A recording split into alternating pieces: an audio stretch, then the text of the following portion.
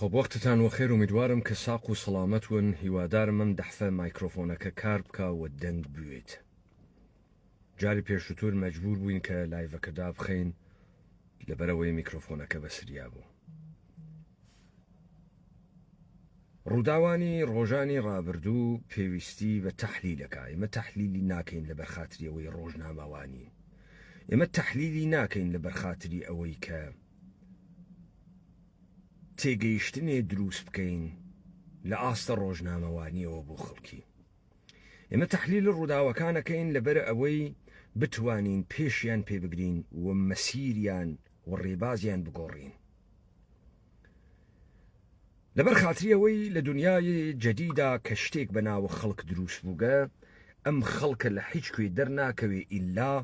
لە ڕای گشتی نەبێت، لە ئەقڵە سەلیم یا کامەنسنس نەبێ، ئەو جۆرە ئەقلیەتەی کە ئەبێتە هۆی هەڵسوکەوتی ڕۆژانەی ئێمە و ئێمە کارەکانمانی لەسەرا تەنزیمەکەین. خەبەرەکە وا بوو لە تێیدا ڕۆژە ڕابردوو ئیسرائیل توانی پەیجەرەکانە حیزب الله هەکات 4000 نەفەر حیزب اللهی بریندار کات. پاشان دوو ڕۆژی پێ ناچێت بیسیمەکانیشیان وا پێیەکات. دوای ئەوە کۆمەڵێک فەرماندەی پایەبەرزە نەزامی ئەکوژێ من جملە حەسەن نەسرڵڵاه. دوێکە بنیامین نێتانیاهوو ڕوو لە خەڵکە ئێران پەیامێگە هەنێرێ بەو معنایی کە تەمەدون ئێرانیە پارسی کە هەمان فەریسیە یەهودیە، دۆستی تەمەدونی یەهودە و حەزارەتی یەهودە و وەبیریان تێرێتەوە کە ڕۆژێ کوورۆشە کەبیر ماشیعی یەهود لە قەبارەیە شای ئێرانی و پێغەمبەری یەهود و مەسیحی یەهودا یەهود لە بابل ڕزگارەکە. ئەم جارش یەهود بەدەستە ئێرانی ئێشێ ڕزگار بوێت و ئێرانی لە تەهدیدە ئیسرائیل دەبێ ببنە ڕزگار کەرە ئیسرائیل. ئەوەی بەرەی میدیاییە دەوڵەتە ئێرانی و نظام سڵتەی جەهانی خەریکە تەبلیغی بۆکە ئەوسە کە دەوڵەتە ئێران دەوڵەتێکی ترازیاگی ئینقلابی شیعەیە کە ویستویەتی شۆڕشە خۆی بە دنیا سادر بکات و کۆمەڵێ مرتەزەقە و پرۆکسیە خۆی لە ناوچەکە دروست کردووە. ئێستا یاڵەتە متحدەی ئەمریکا و ئیسرائیل گەلێکیانە دەستی وەردانی ئێران کورتۆ بکەن و ئێران تووشە قەیران بکەن و گەلێکیانە ئێران کۆنترۆڵ بکەن. ئێمە ئێستا تێنەمە بەڕەسیەکەین بزانین واسە، بزانن لە دنیای سیاسەتان وشەکان بارە معنایان هەست، با بزانن بە گۆڕینی یەک ڕستە، جێبەجێکردنی یەک فاریزە،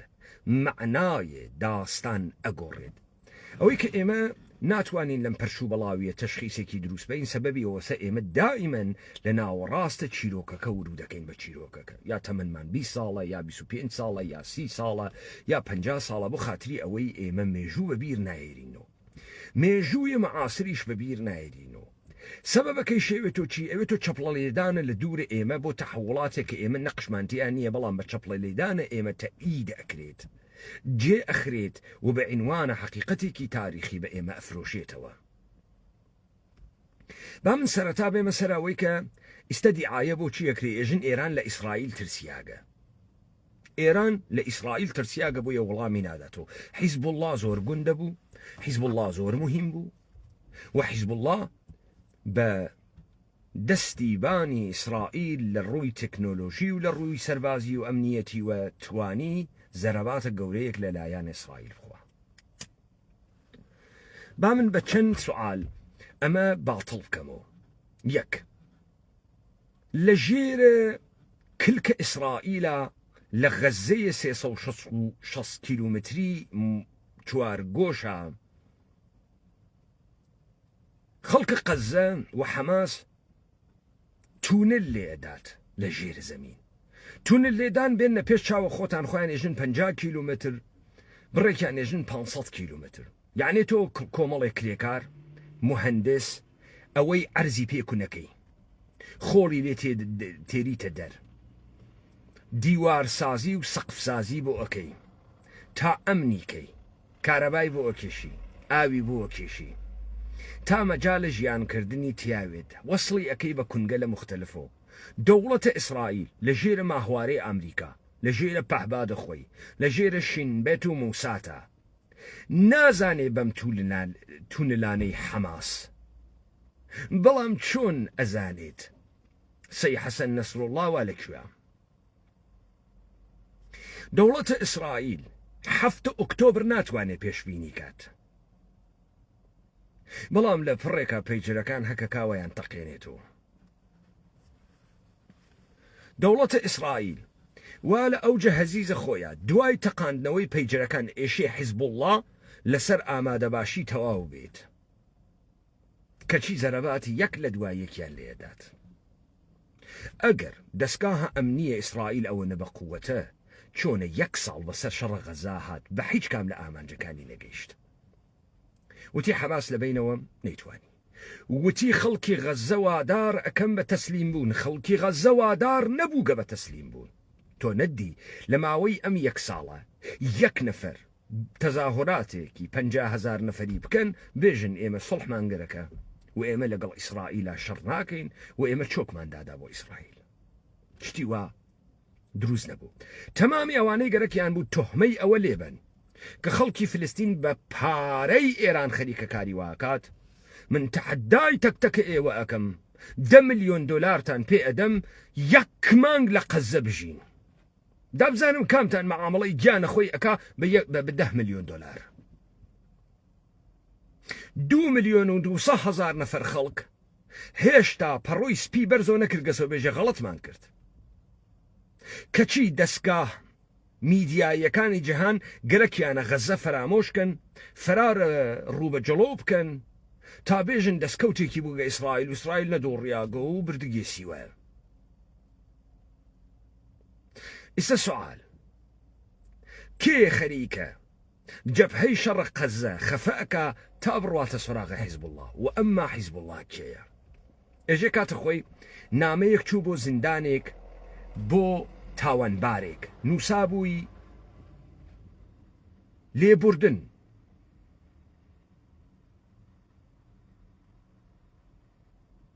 پێویست بە ئیعدام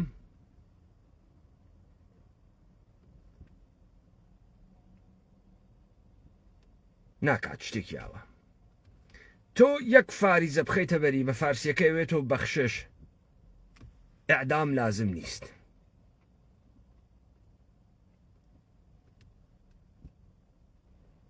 تۆ 1 فاریزە بخەیتە بەری معناکەیە گۆڕێ، ئەوەڵیەکەیژە بیبورن لێ ببورن ئیعدامی مەکەن. دوومیەکە ئەگەر فاریزەکە لابووی یعنی ئیعدامی کەن، یعنی بیخنکێنن. ئەوەی ئێمە تێگەیشتین لە مەقولەی حیزبوڵڵا ئەمە بوو کە حیزبوڵڵا بەرەی مقاومەتە. بەرەی مقاومەتە کوێز؟ جواب نادرێتەوە. ئەبێ بڕۆیتە سەر ئەو کاتەی کە حیزبوڵڵا دروستەکرێت. حیزبوڵڵا بۆ دروستەکرێت؟ ئمڕۆ ئێرانیەکان هاوار ئەکەن ئێژن ئەوانەی کە توولە شیعەن و کەلبە حوسەینن ئێژن ئێمە بەرگیریمان لە دەستداوە. بەرگیری بەرامبەر بە کێ؟ بەرامبەر بە ئیسرائیل. ئەوەی پێ ئێژن فلستین شموو لە خاکە سووریە، ئۆردۆن، لوبنانی شەکات. ساڵە 1982 لوبنان و بەیروت 14,000 چەکداری سازمانە ئازادی بەخشە فلستین ساف بە ڕەهبەریەتە یاسر عەرەفاتی تیا بوو. لە بەیروتەوە حملە ئەکریا سەر ئورشەلیم.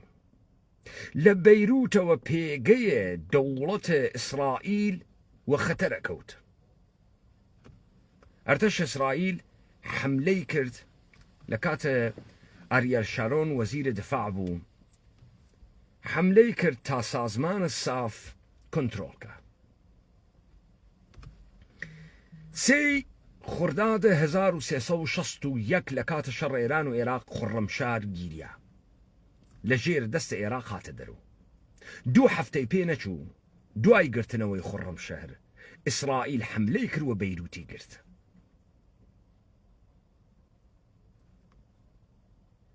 بەیروتی گرت. لە دوای ئەوە لە ساڵ 1983 گروپێک دروست بوو کە بوو بە سەرەتای حیزبوڵڵا. ئەم گروپە لەلایەنە ئێران و حافز ئەسەدەوە بانگەشەی بۆ کردیا و بۆ یەکەم جار خۆکوژی هاتە ناو داستانە ئیسلامە شیعە. 1983 یەکەم تەقینەوەی سەفارەتە ئەمریکایی بوو 63 نەفەری تیا کوژیە، یعنی تەجاوز بە خاکە ئەمریکا، یعنی تەحدای شەڕکردنە لەگەڵ ئەمریکا. هێزەکانە ئەمریکا و فەڕەنسە کە بۆ پڕکردنەوەی بۆشایی هێز ئیسرائیل بۆ دەرچوونە لە لوبنان ورودیان کردبوو بۆ پارێزتنە سڵح 1983 ئەگەر هەڵە نەبم سپتەمبر 1983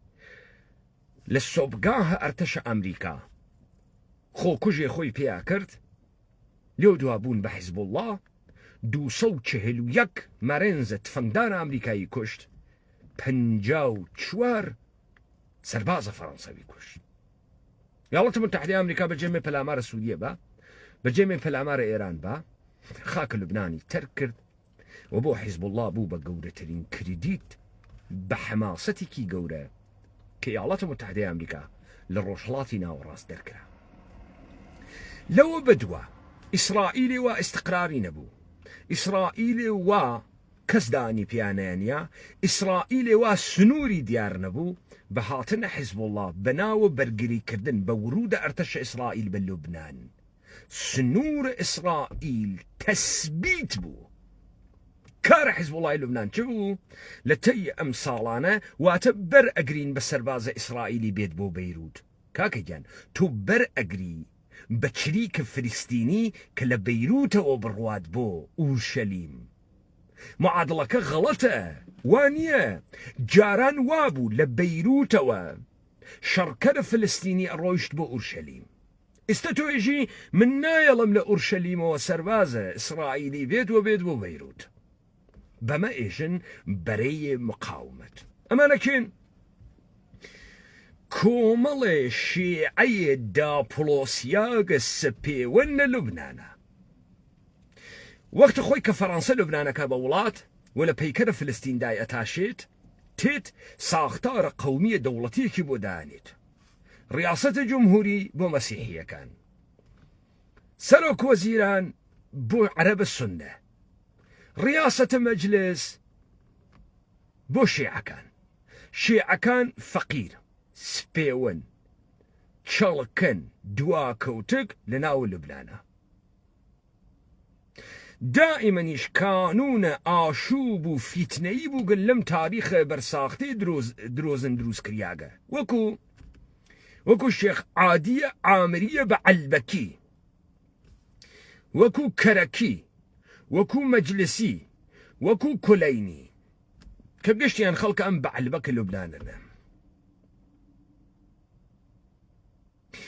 جمهوری ئیسلامی بەمە وتی بەرەیە مقاومە ریزیستنس. بابزانی ئیسلامە سیاسی بێجگە لە چمکەکانە مارکسیزم حەجێکی نییە، حەجێ نییە، نە ئیدئۆلۆژیە بە معنای ئاوەژووکردن و ئەدەبیاتە مارکسیستی، نە جیهان بینیە بە معنای بینینە جیهان، حەجێ نییە. تۆ چی سادرەکەی بە دنیا؟ تۆ کۆمەڵێ چمکت هاوردگە کۆڵەکەکەی لە مارکسیزم گرتگە و پاشان تەبینیشی ناکەی، تاریفیشی ناکەی، ئەژی ئەمە ئیدئۆلۆژیە. چه ئیدئۆلۆژیەکە؟ خۆمەینی لە 22 بەهمەنە 57 بەلەو ئەملاوە 6 مانگی پێچوو تا دووگانەی مستەکبر و مستەزعەفی دروست کرد بە تەقلیدە لە بورژوازی و پرۆلەتاریای مارکسیزم. بەڵام بورژوازی تعریفی هەست، تاریخە مشەخەسی هەست، پرۆسسی هەست. پرۆلەتەر معنای هەست، دەورانی هەست، دەورانێک کە دروستی ئەکات چی ئەو پرۆلەتەر ئەهێڵێتەوە، چه سیستەمێ چۆن کارەکە. کابرای کاوە لە شیعەی تو لە شیعە تا ئەم دەقیقە نایژێت مستەکبر کێیە، مستەزعەف کێیە. کۆمەڵە چونکە قورعانی هاورگەکە معلوم نییە چییە، ئیدعاءەکە ئیدئۆلۆژیە سادریەکات، پاشان ئێژێ مقاومەتەکە. کاکە مقاومەتی چیەکە؟ مقاومەتەکەی سەربازی ئیسرائیلی نەیە بۆ بەیروت. تۆ سنوور ئیسرائیلە تەسبیت کردگە، فلستین هەبێ ئەردەنێک نییە. مەلەک عەبدوڵڵایە کوڕم مەلەک حسەینە کوڕە شەریفە مەککەیە نەجدە حیجازێک کە بریتانیا ئەیان هێرێت و دوو برایە مەلەک فەیسەڵ و مەلەک حسەین ئەکا بە خاوەنە دوو وڵاتە دروستکریاگە بە ناوە عێراق و ئەردەن. معنای نییە. تا لە ئەیلوو لە ئەسوەدە حەفتاکانە مەلەک حوسێن بە ئەرتەشە دەستکردە ئەردەن پەلاما لە فلستینیەکان کە پێک هاتەی خاکە خۆیانە بداد و 20,000 نەفەر فلستینی بکوژێ لە شەڕەتەکە سازمانە سافا. یەک سەرانە عەرەب لە پشتە فلستین نین، یەک سەرانە عەرەب ڕاست ناکەن دروستبوونە خەون و خیاڵە فلستین، نابودیە سووریە، ئەردەن، بڕێک لە مسر وە بەیروتی وا لە شوێنە. بۆیە ئاوا دەمکوتە فلستینیەکانەکەن. جمهوری ئیسلامی ئێران یەکەم جار کە دروست ئەکرێت تەسبیت ئیسرائیلە، انحسارە شەڕ و دوژمنایەتی تەق ئیسرائیل ئەدرێ بە ئێرانە شیعە. ئێرانە شیعە چیە ژێژی من بەرەی مقاومەم دروست کرد، کە بەرەی مقاومە چیەکە؟ هیچ تەبینە نەزەری هەست نە. شیعین کۆمەڵە شیعی سپێون ماندۆزی گەسە و پوریان پێدەین و خۆیان هەڵەخەنەوە. سەی حەسەنە نەسڕەڵڵا کێس؟ سەی حەسەنە نەسڕەڵڵا نە مائۆوە، نە لنینە، نە چ گوواراس، نە ڕەحبەرێکی کاریزماتیکە، نە ئیدئۆلۆگە، نە خاوەنە تزە سیاسیە، دانەیە کوڕە چەرچی سپێوەنە شیعەس وا بە ساختارە ئینجەکتکریاگە دروستکریاگە پوڵی ماڵیە دەوڵەتانە منتەقە و ویڵاتە متحدەی ئەمریکا موجودیت پێیەکە. تو لە شیعەیەکی خوێڕی سپێون وا تا دوێکە لە لوبنان سپیان داخست، ئەمڕۆ ئەوون و ساحێوە دەستگاهە قاچاخە سکس تا مەواد مخدر تەبدیلەون بە کارتلێکی جیهانی، بە شەبەکەیەکی جیهانی لە قاچاخە بینالملەلیە. ئەسلحە، تەرۆر، ڕعب، سکس، مەواد مخدر، مەشروباتە ئەلکۆلی و تەمامەمانەی کە ئێوە ئیمڕۆ شاهدینی لە ژێرە ناو مقاومە. وأما دولة إيراني، دولة إيراني بخويندنوية ميجوية دولة إيراني بيبما أويك دولة إيراني ميجوية كي دسكر دروس أكابو خوي بهيواي چوار پنجيلي كخوي ترتيبي أداو دروسيان أكال لبيري بنو الشناسيان چيه. دولة إيراني يجيري واتيا. دولة إيراني قد لميجوا شتيكي بناو ملة إيراني نوغا، قد لميجوا دولتي بناو دولة إيران نوغا. مثال بما خزمتان زور آسان، هر امرو اوانتان و تيك توك تان هز، فيسبوك تان هز، انستغرام تان هز، ايوه تماشاكن كوماليك جابوني و ياباني دي ادات كأمانة شمشير سامورايان هابا دسو شمشير بازي اكن. مثلا ادن لهيكليكي پوشالي واي أورن بزربة الشمشير پوشەکە داناکەفێ. ئەگەر ئێران ئیمپراتوریەتێکی سەربازی بووگە دەبوایە دوو کتێبی شەڕی هەبوایە، دوو ژنراڵە گەورەی هەبوایە، سنەتە شمشێربازی بوایە، شمشێرە تایبەتە ئێرانی بوایە، دەبوایە وەکو ژاپۆنیەکان چۆن دانیشن تیری کەوان دروست ئەکەن، زۆریش گرانە بەدەست و زۆریش دقیقە دروستیەکەن کە تۆ خەریکی ئەیبینی ئێرانیەکان دەبوایە سنەتی دروستکردنی تیری کەوانیان بوایە. نییانە. ئەمە نیشانەدا تۆ نە ئەرتەشە بووگە، نە شمشێر زەنە بووگە، نەزانیک تە شمشێر چییە، نەزانیک تە چۆنی بەکاربێنی، نە ژێنەڕاڵە بووگە، نە ئەرتەشە گەورەوە بووگە. بە کۆمەڵێک مێژووسازیە دەست کرد لە پڕتۆکە. دەوڵەتە بەناوە ئێرانە بۆ دروستەکەن کە نە دەوڵەتە نە میلەتی هەست. ئێستا دەوڵەتە ئێران یەک پێچە مێژوویی هەست. فازە سێیە دەوڵەتە ئێرانی هەست. فازە ئەوڵە دەوڵەتە ئێران دروستکردنە شێوەیە بازاڕیە لە تەسبیقدان و کۆکردنەوەی خەڵکێک و دەستێوەردان لە ناویان و مێژوگۆڕینیان و گەیشتنە بە دەوران ڕەزاخانە پەهلەوی. فازە دەوەمە دەوڵەتە ئێران بە جەمعیەت سازی، ئۆربەنیزم، شارسازی، تێکو پێکدانە شوناسە ئینسانەکان تا تاکێکی هاڕاوی بێمێژووی لە ئەسڵ و ئەسپکەوتوو لە ناوە شتێ بە ناوە شارا دروست بکات. کە ئەمە بەرجەستەوێتەوە لە پەڕەدایم شیفتە 57. بزانن وەختی ئێمە نازانین شیفتکردن چۆنە، ئێمە لە بیرمان تێت کە دەهەی شەسە ئێران ئێمە مشتێت و لە شیعە بە فڵتە شیعەگەرانە و سینە کوتان و بنەوحەکردن و خۆس مەیدانە مین هاوێشتن هاتنە پێشەوە. ئێستا لە ساڵ 400 تۆ لە پڕێکاوێنی گشتی زیقی کردگە و کەس کەل بە حوسێن نییە و هەر پارەکە هەر 4 مانگ 2 مانگ پێش کورد 2 مانگ پێش نەبوو 3 هەفتە پێش بوو 9 ملیۆن ئێرانی وە پێی پەتیوە بۆ لێسانە بەردەکانە قەورە حسەین بن عەلی وەکو نادروست زوانیان ئەکیشە بەم ئەرزا و حەپەیانە هات و دۆنەریانە خوار هەڵیانە خستەوە بە دیارە حسەین بن عەلی ئمڕۆ یەک گەوادیان حازر نییە لە ڕێگەی کەربەلاوە بەرەوە قودس بڕوە چه اتفاقی کەوت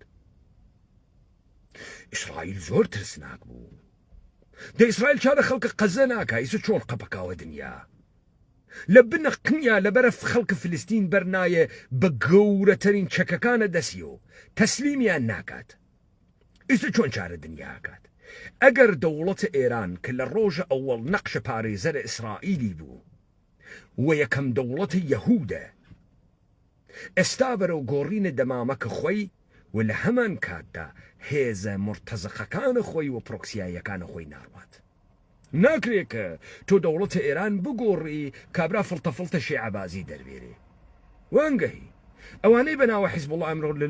لوبنانە بوون و ساحێ و پارە و پێگە و دەسەڵات و قودرەت هیچێکی خۆیان دروستیان نەکردووە ئەمانە کارمەندی موسسەیەکن بەناوە حیزب اللهیە کە بەدەستە یاڵەتە متحدەی ئەمریکا و سووریە و ئێران دروستەکرێت و ئیسرائیل ئێستش کابرا قەڵەو بووگە پەرواریان کردگە وەکو سەگ لەوە ڕیگە ئێستەیش ئێشێ لە شانۆگەریەکی کوشتن و کۆکردنەوە ئێمە باوەڕکەین کە ئەمە بەرەی مقاومەت بوو بەرەی مقاومەت بە ئیرادەی ئەرتەشە ئیسرائیل شێویا و نەزمن نۆیە جەهانی دامەزریە ئاغای بنیامین نیتانیاهو دیوەکە ئیدعاءەکە نەزمن نوێی جەهانی دانێت جدەن ئاغایە بیبی تۆ لە بنەقمتەوە ناتوانانی چارە قەزە بکەی نەزمن نەوینە جەهانی بە چی دانی بە بۆمب ئای بنیامین نتانیاهو ئێران ئەم ئێرانەی باسیەکەی 1,648,000 کیلومتر چوارجێز تۆ بە عنوان ئیسرائیل 20,000 کیلومتری یعنی بەقەدەر جوانڕۆ و پاوە و ڕوانسەر و کامێران نیت تۆ بە کامە تەفجیرات 1,648,000 کیلومتر مربع نابوو دەکەی بەچی بە کامە هێزە نظامی تۆ جەمعیەتت 6 ملیۆن نییە بۆ داگیرکردن ئێران 3 ملیۆن سەربازە گەرەکە فوت سۆلجەر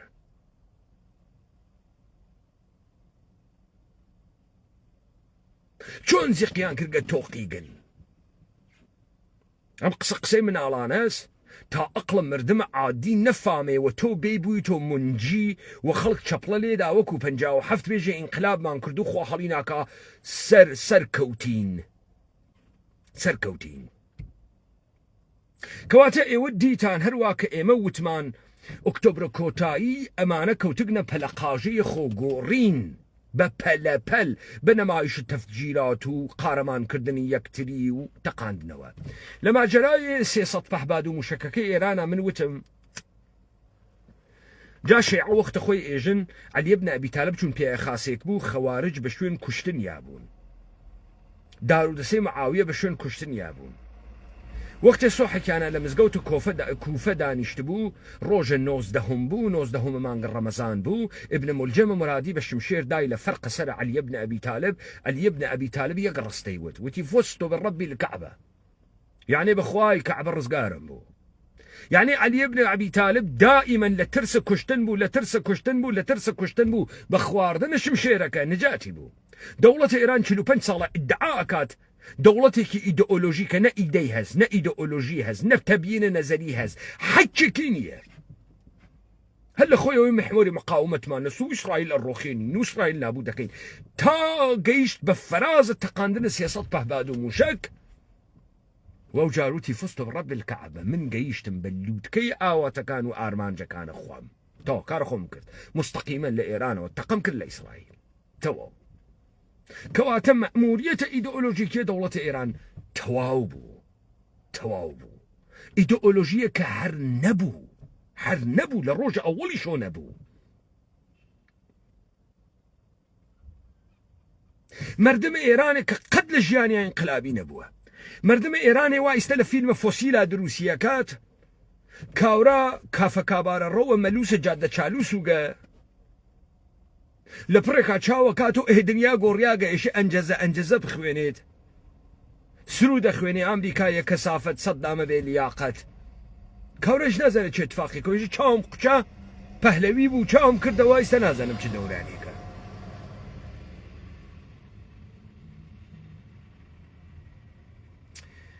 ئەم خەڵکە هەمان خەڵکە قڕەقەمیشیە کافە کابارەیی بووگن و ئەمڕۆ کەوتگن نەسەناوە پارەدایمێکی تر بۆ خاتریەوەی بمێنن و نان بخۆن دەبێ ئەدەبیاتیان بگۆڕن وەکو حاجی ئاغای ناوە فیلمە فۆسیل کە ئەوەڵ دەفەت دەرباریە و خزمەتگوزاری شاس و نۆکەرە پەهلەویە لە پڕێکابێ بە حاجی بازاڕیەکی گەورە و تەرفداری انقلاب و کۆمەک بە جەبهە ئەکات ئەمە لە فیلمە فۆسیلە خۆ جمهوری ئیسلامی دروستی کردگە سوال ئەم پارەدایمە زوانیە لە جمهوری ئیسلامی چۆن دروسە بێت چۆن ئەم پارەدایمە شیفتەکە زوان ئەگۆڕێت تۆ چۆن سەبک باڵان هەمێ ڕەفتەند فرامۆش ئەەکەی ئەگەیتە مەلووس جادە چالووس خۆت مەسخەرەیە دەورانە ئەوڵێ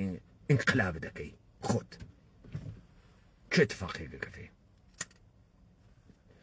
چۆن تۆ لە شیعەیە کەلبە حوسەینیە جەنگ تا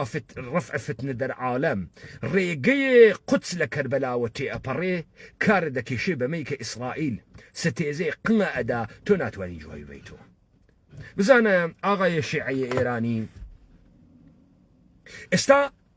ئاوا بێنە پێشاوە خۆت پیاوێ بە خێزانی و بڕاتە ناوە خیابان پیاوێکی تر بێ پەلامارە خێزانەکەی با دەست بووە بۆ لوتی دەست بووە بۆ سنگی دەست بووە بۆ سمتی تۆ وەکو قەحبەدانیشی تەماشای بکەی ئەم ژنە تۆی بۆ چییە تۆ ئیدعاکە حیزبوڵا دروست کردگە تۆ ئیدعاکە حیزبوڵا تۆ تیار کردگە حیزبوڵای حیز لە تۆ حیزتر وێسیاگە تۆش خەریکی تەماشاکەی وەختی حەسەن نەسڕڵڵا ئاکوژنیانە تەجاوزیان بە تۆ کردبێ و تۆ دەم ناکەیتەوە تۆ نە پرینسیب هەست نە مەردانێکی هەست نە شەرەف هەست نە کەرامەت هەست بێ شەرەف تۆ ئیستە بڕۆ بەناوە تاوانبارێک پەنا ببە بە دانێ عەرەبە بادیە نشینە بەغا خۆی و تایفەکەی لەسەر دائەنێ مادام پەناو پێ بردگە تۆ کامە پرینسیب هەست هیچ تۆ کامە غرورە ملیت هەست تۆ واقعاً چۆ ئیران مەبا تەنەمەن مەبادی کاورای توڕەهات بێژە ئێرانیە خوێڕی دە ئیستە تۆ مەشەیە بدوتایە غرورە ملیە ئێمە شیاگە ئێمە تا دیۆکە ئیدعامانە کرد زلحێزە ناو چین و کەس چارمان ناکا و تەمەدونە 2500 ساڵەی باوەڕەکەی مشتی یەهودی حەیامانیان برد ئەی تو لە شیعە حیزەکانە عەلیە خامنەئی وا ئاتەش بە اختیار بوون وانەکوێ وا کەفەنیان ئەپێچا بە خۆیانە و خۆیان ئەتەقاندە وەکو سەق قەبیقەپیانە گرت و سەگە ئاستانە عەلی بوون و سەگە ئاستانە حسێن بوون و شیعەیە پێپەتیە ترمز بڕیاک بوون باوەڕەکەی کار ناکە ئەمڕۆ باوەڕەکەی گشتی لووسکە بووگە و قەرتیە و قنگە خۆی وەڕۆن و ئەهەنوێت و کەس ناتوانێتە کار بخوا لە جێگەی خۆی ئێوە چۆن لە سەبوک باڵان هەمە ڕەفتان گەینە مەلووسە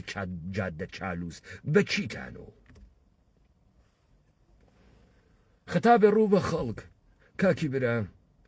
لە تەنیایی خۆتا و لە بێدەسەڵاتیە خۆتا مەهێڵە دوژمن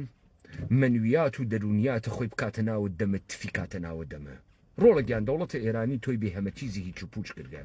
نەمالکیەتت هەست نە پێگەت هەست نە دیاری بە تۆ ئێژێ سەکسکردن خۆشە و ویسکی خۆشە هەڵەو مەخەرۆ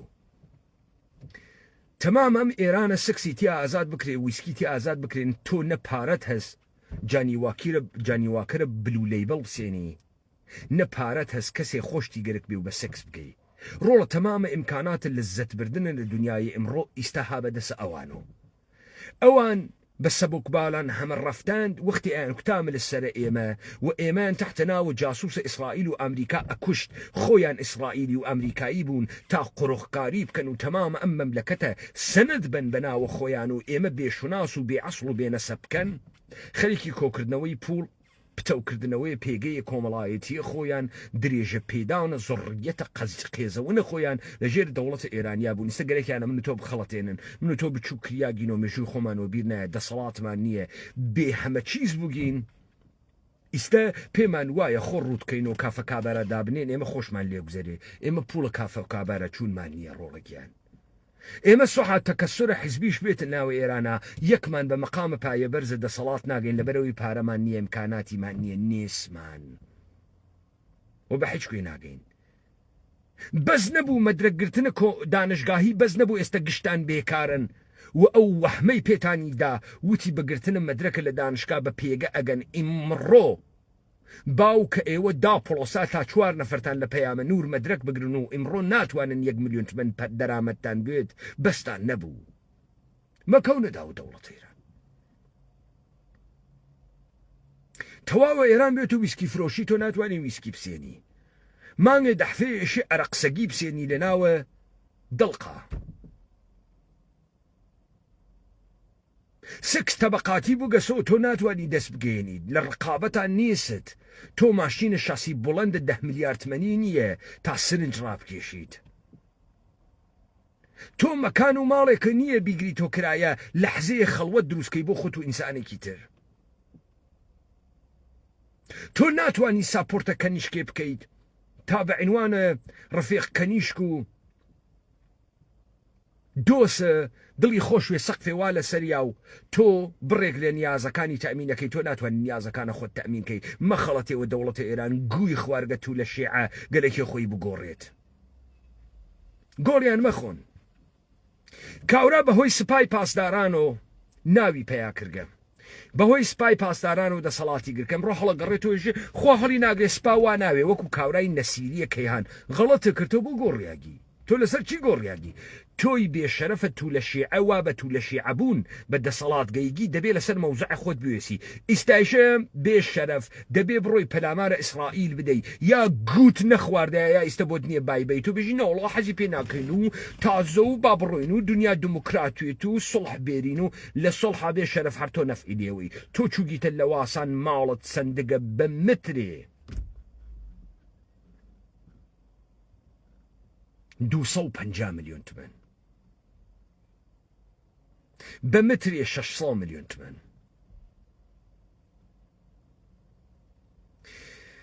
خەڵک ناوێ وەکو ساڵە 57 تەسلیم بوێت لەبەر شەهواتی لەبەر بچووکی خۆی تۆ ناوێ ئەمڕۆ بکەوی چەپڵە لێبەی بۆ موحسنە سازگارە بۆ مشتەبا واحدی بۆ توولەکانی کەڕووبی و دەوڵەتە ئێرانی و خومەینی وا لە ساڵە 60 خوێنی ئێمەیان کردە کیسە جوانیە ئێمەیان نابود کرد سەرزەمینە ئێمەیان برد کەس و کارە ئێمەیان کوشت مالکیەتیان لێ ئێمە سند شوناسیان لە ئێمە سند بڕۆ چەپڵەمان بۆ لێدەنێژن وەڵا حەزەکەین بە ئوروپا و با بڕەقسین نەوەڵایمە ناڕەقسین تۆی گەوادیش نەوحەی حوسێنیت ئەخوێنی بێ شەرەفە توولەیە ڕزای مەشهەد تۆی فاسد ئێژێ لەسەر فقه ئیسلامیت بوەسی تۆ بۆ نییە خۆت بگۆڕی و من نایەڵم تۆ خۆت بگۆڕی بینێتە ناوت دەمە من گۆڕینە ئەم جامعە مستەلزمە ئەوەسە تۆ ڕوو تۆ بکەینەوە مناسباتە کۆمەڵایەتی ئەم جامعە بگۆڕین تمامە شتێکت دزیکتە لێت بسێنین بێ شەرەفە بێدایک و باوکە نامتعلقە بەم سەرزەمینە تۆ کوڕکێ هاتکیت ئەم سەرزەمینە تو لە یەهودی و تو لە ئەرمەنی و تو لە گورجی و تو لە تورکە کوێی تۆ کێ هاوردکتی ئەم سەرزەمینە چون تمامە سەرزەمینە ئێمەت بەناوە مڵکە مشاع دەوڵەتی و مەنابەیە تەبیعی لە ژێرە پای ئێمە دەرهاورد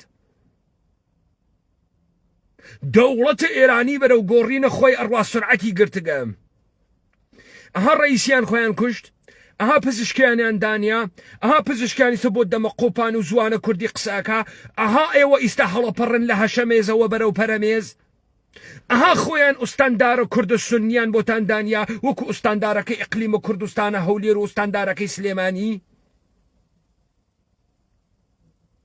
ئەها لەم ڕاوڕوتە کوردبازی و ئیسلاح تەڵەبینە گشتی قرچۆ بووگەسۆ ناتوانێت جێگەی ئارەش لە هۆنی بگرێت لە جەلالی زادەوە گرتگە تا ڕەئوفە قادری و تا ئەمساڵە هەمێکە ئیستا خەریکن ئەتەقن تەواو ئەم ڕۆیایە وەحمە تەواو بوو لە ئێوە دەوڵەتە ئێرانی ئەربابە ئەمریکاییەشی بیگۆڕێت تا خۆی بکاتە دەوڵەتە قانون تمام مملكتك لإيمة كرياغة بالسند وخرياغة سجيرفانيان لناو حكومة قانونا حماية أكات لسندية أوان حما عليه همايون كاتوزيان جاران كتيبي أنوسا كوملغاي كوتا مدت استا خليك كتيو أنوسيت جامعي بولند مدت جامعي بولند مدت يعني شي يعني دريش كردنوية طبقية أوليغارشي دريش كردنوية طبقية مونارش دريش كردنوية طبقية تكنوكرات كب دولة إيراني وقرخكاري أرباب أمريكا أمانة مسوقر بقول أمانة كين مشتي تولا كرماني وتولا كاشاني وتولا يزدي وتولا حيزة خراساني بيداي كوباوك يهودي أرمني جورجين وأمسر زمينيان خوارد يعني باوكارية وإيميشيان بها ما تشيز كرت إذا كان اتفاقية كوتك إسرائيل شارك خزناكا حزب الله يخوارد الدولة حيزة إيراني بولا سر إسماعيل هنية ناها تدنق بيتان منود إسماعيل هنية خوي كشتي استأم قران كارية تتا إراقيش نقشكين نتانياهو تاندي إسرائيل في سوريا إراق إيران إسرائيل مكاراكا يا أرباب أمريكاي يك نفر لم رانت خوراني دولة إيرانية قرار بقوريتنا كت شوال كراواتا كاتب بري ريشي اتاشيت پوری هزبو كادي ويران بخاتا جيدا با تول السنو مردگي بو پوری يك باكت سيگار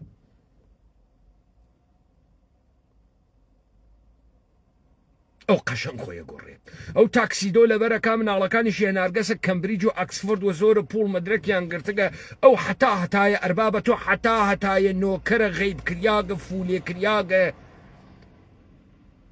بحاشية شوغا حارياغ بچو كرياغي ولا بچو كيو سخافة خوتا امينيتو هرشي من وتم هاتا دي حكومة اقليم كردستان هوتو تو دانشن وديارم هل بشاردنانا بو بالشعروانية هولير وسليماني بو نصاحي وأساندار كرد السني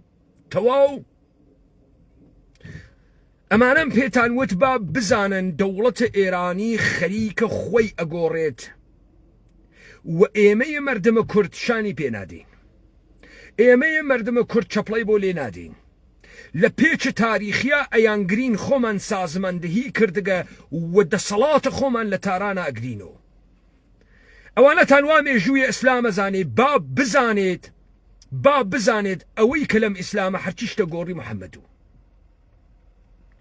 ام اسلام بتو يجي محمد هتيبكي يسيري نوي عبد المتلبو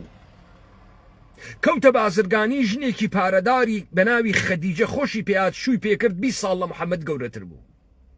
محمد شو اشكوتق حرات دا انيشت وخلوتي يكرد شل روج وبنجار روج لصالة روجي لأشكوت حراحات اخواروا وتي دنجي بمن وتي اقرأ باسم ربك الذي خلق الإنسان من علق محمد نيوت شيت بوغم نيوت قيم زرينجاغا سو نيوت ترشم كرغا نيوت لتاو برسيتيا وهم ليمي داغا هات اخوارو وتي او دنجا مني كرغا بالرسول او دنجا خدا وندو جبرائيل بوغم كارم بمنية من راسي يادو خداوند لشكر ملايكي نهنار دخوار ابو محمد تانك ابرامزي نهنار دخوار ابو محمد ايميل السنتو آري بو قشتي نكرت معجزي زندو كردنوي مردوي ندابي ساق كردنوي قولي بي ندام محمد تمام السروة خديجة خرج كرت خديجة لنا وشو وبرت تهمته افتراو توهين كوت او الدميان تيقرت تفيان تيكرت برديان ليدا محمد لشود واوا محمد آواربو كوت الشعب أبي طالب بردي بس تسر سكي نجود واوا كوتشي كرت شوى مدينة سباي دروس كرت شري كرت سر كوت شكستي كرت بيمان نظامي بيمان سياسي بس صلح حديبية بس آخري مكي كرت عزيز كان تول مسلمان بون فقط دزنيش قرتنو سركتان ودنكتان زوي فيروجي دانشتن لا يجوز ما يجوز فيروجي ميجو ساتكان ترازانا محمد باوري كرو دنگا حتى اگر او دنگا جويزرين قابتوا او ما طلبو جوي بزرين من بيتان ايجم اي وجهان اقورن تو ايشم ما طلوي امل من ببيسيت ونشان بدي اتواني جهن بقوريت ميلن بمان خلطينن كرد رهبر أخلاقي ومعنوي نوقبوا يواليات كأنا واقعي ترين جمعية خاورم يانس كرد قدرة من ترين كرد قومية نيكي قدرة من ترين هيز خاورم يانس حرب خلطان دن خلط ياقي نافامين مكون الداوة حب بغز مكون الداوة بتشوكي خوتان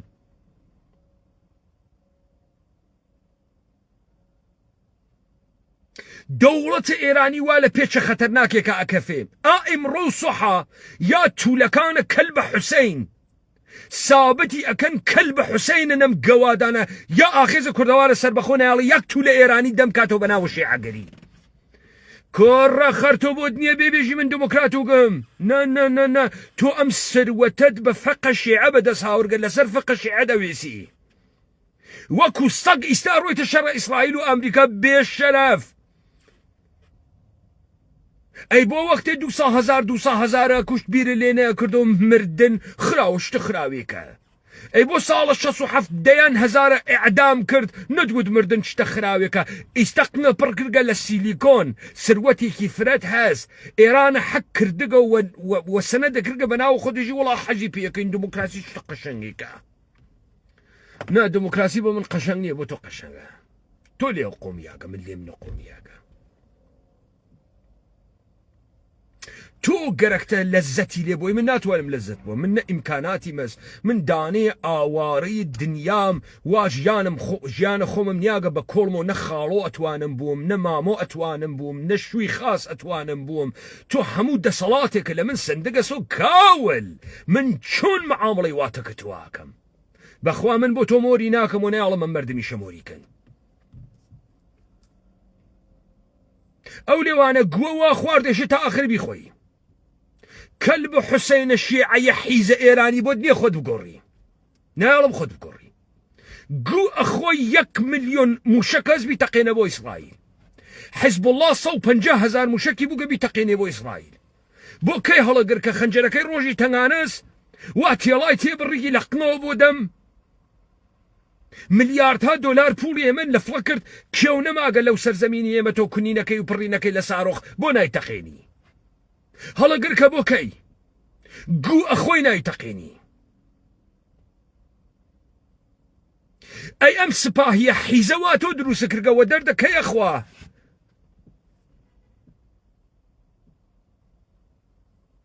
نيالن إيراني برواتا دواوها وإما زور تيقيشتينو بالراسي إما زور حالي مانتو قوت خوار تيقيشتوي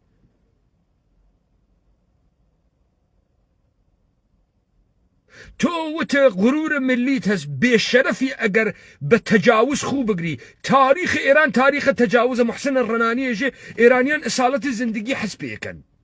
يعني مغول تجاوزي بيان كرت ما كان كرت عرب تجاوزي بيان كرت ما كان كرت روس كردي ما كان كرت إنجليزي كردي ما كان كرت عجب ملت التجاوز بزيرة حيزي كنيوه تو قو أخوي وقتي هاربو جي بناوة ملية إيراني وناسيوناليزم إيراني باتش أجري بشرف امرو خود تغيير دي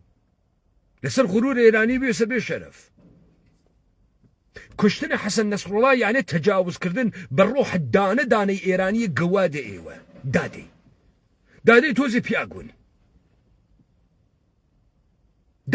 بياغون إيوة بو بيتانوايا إما أخلتين بحيزة إيوة مگر ندو تو لفرهنگ عاشورایی هات کی مگر تو ندو حسين آزاد بو بحفتا دون فرچو شر يزيد كر قواد إيرانية تو للشيعي حيز بشرف غلطك يمرو نارو تشر إسرائيل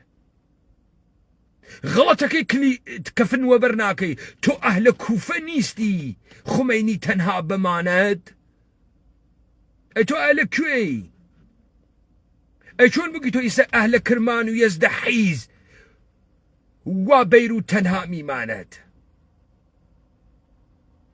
أي شون تو لهرك فلسطين سري برزو كردوتو كارمنا كارتوس لبروي قباري فلسطينيا كان بتشوك كيتو كارتوس وأما أواني وادليان خوش كرقبة دولة إيراني دولة إيراني قال كيسي بدس إيمي كرد إمبراطوري بخوي دروس كات من وقت أتوانم بوتو إمبراطوري دروس كم بچك بيدايك وباوكنا متعلق بو بخومي دروس ناكم وقت تو قيشتند بدرياي مديترانة بالسنور كرد قومي إتنيكية وبدروس كردنا هيزة بروكسياية قومي إتنيكية من بكاربو بخوم ناكم بو توي شي بي مكاربكي هرواك أما 8 ساڵە من بە ئێوە ئێژم ئێمە واینە پێچە تاریخیەکە کۆمەڵە دموکرات پارتی یەکێتی پەکەکە هاوکارە دەوڵەتە ئێرانن ئیستا دیتان گۆڕانکاری حیزب وڵاتان دی ئەمە ئێشێ لە بەغایش اتفاق بکەوێ لە هەرێمە کوردستانیش اتفاق بکەوێ لە حیزەکانە پەکەکە اتفاق بکەوێ دیتە کۆمەڵە و دموکراتی بردە ناو ئوردوگا دیتە چەکیانی کرد ئامادەیانی کرد بیانواتەوە لحزب مسلحة أصلح كيش دري هاوردن تبديل يعني كاب جريانات مدني وأنوات ناو 8 ساڵە پێش من پێتانموت وپێتانموت ئەم حیزانە من نابودیانەکەم ئەمانە حساب ئێمان نەکردبوو حساب ڕەحبەریەتە معنەویە و ئەخلاقی کوردانیان نەکردبوو من خەریکم ئتمامە حجەتان تەکاکەمە لناو أديان إبراهيمية بابزاني بشرية دو معلمي هس يكي يونان يكي أورشليمة لناو أديان إبراهيمية پیغمبر لطرف خوا وكتيت بو مردمه إجي وامكن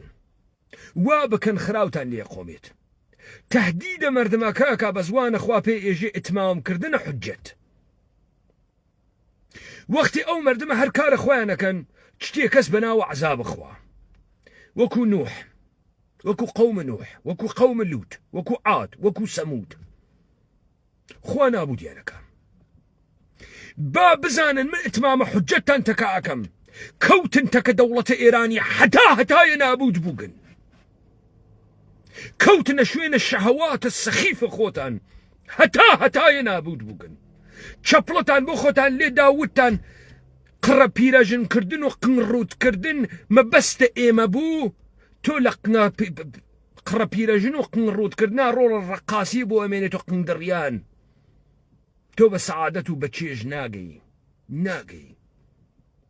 أو كرستكي هز أو أتكات قحبي من دس أخوي أتكات الراقصية شوانا قاعدي أخوي توزي شكوت بيه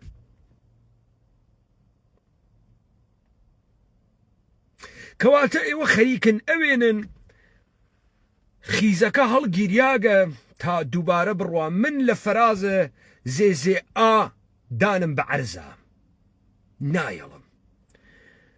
ومن نايلم من نمونية قوركان ميجون بوتان هاوردو اواني وميجويان قورا بزانا لناو مسيحيتا كسيك بو بناو بولس الرسول سانت بول مسيح 12 حواري بو شاگردی بون نان دمي خوي بياندا وتي بخون اما گوشت لشمنه بخون اما خوين لشمنه لشو آخر لخوان آخرو لشيو آخرا وتي قشتان خيانة بي قشتان بجي مهلن يكيكتان خيانة بي يكات يوحنا يشتابه يعني سيجار ناسين من ردكاته أماني وان رفيقي بون وشاقردي بون روج للسليب دان مسيح بجيانيشت داني يهودي فريسي بناو بولوس ومسيحي أكشت ادعای کرد خوای چاو پێکەوت کە لە ڕێگەی دەمشقا پێی وت کە بڕۆ مژدە بەخشە مەلەکوتە ئیلاهی بە بیری لەوە نەکردو کە ئیستا مەسیحیان بە منێژن تۆ قاتڵە ئێمە بووی حواریون و مەسیحێژن من دۆستە مەسیح بووگەم ئێمە قبول ناکەین کە تۆ خوات بینیوە و مەسیحە بینیوە ئەو وەفادارما بۆ ئیتفاقێک وەکو محەممەد چۆن خۆی وەفادارما بە وعدێکە بە خۆی دابوو ئەویش وەفادارما بە وعدێکە خۆی دای بوو پۆلۆس بوو بە ڕەسوڵ پۆلۆس مەسیحیەتی بە دنیا وڵاو کردەوە تەئیدیشی لە کەس نەکرد دەوڵەتە ئێرانی منە پەیمانە حەیدەری خوا دروستمی کردگە نابوودتانکەم بەساڵ تەشەیوع یەهودیەتە فاسد ئێوە من خۆم ئەم مەئموریەتەم بۆ خۆم دانیاگە خۆم و تەمامە ئەو یارانەی کە وەکو منن لە کنارە منە هەروە تا ئەم دەقیقە شکستمدا تا شکست و نابودی مطلقە دەڕوە بەرەوە